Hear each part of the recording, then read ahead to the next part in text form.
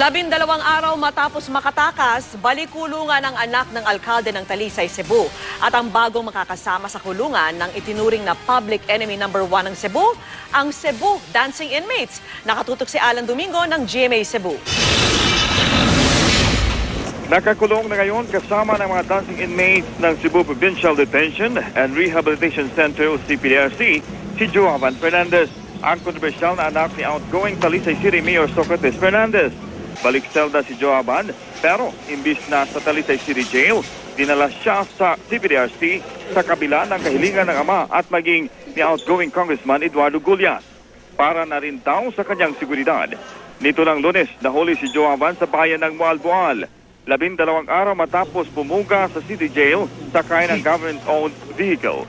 Tiniyak ng acting provincial warden na ligtas sa loob ng kulungan ang anak ng Talisay Mayor. Pero hindi raw nila ito bibigyan ng special treatment. At dahil bahagi ng rehabilitation sa mga inmate ng CPDRC ang pagsasayaw, maaari din daw makasama si Joavan sa sikat na dancing inmates. It applies to all man, kaning mga sayaw diha.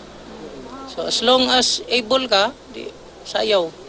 Ilang beses nagpabalik-balik sa kulungan si Joavan. Noong 2006, itinuro siya sa pagpatay sa isang jeepney driver. Taong 2010, nahulihan naman siya ng droga sa loob ng sasakyang pagmamayari ng Talisay City Government. Noong nakarang taon, inireklamo siya ng mga pulis na bumangga ng patrol car gamit ang SUV ng kanyang ama.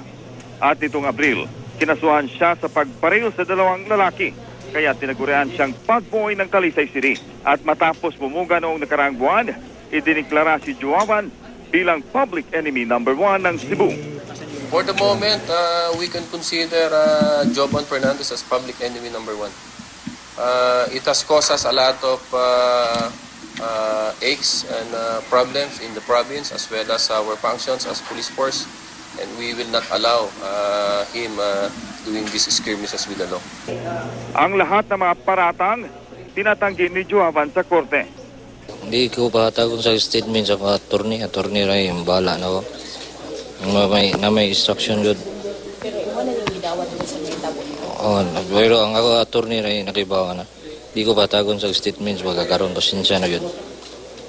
Imong sa message mo sa police. Wala. Nung comments ako. Sa mo papa. Pasat, nung comment ko. Patong-patong na kaso ang kakarapin ni Joavan kasama na ang panibagong kasong illegal possession of firearm at violation ng Comelec gun ban.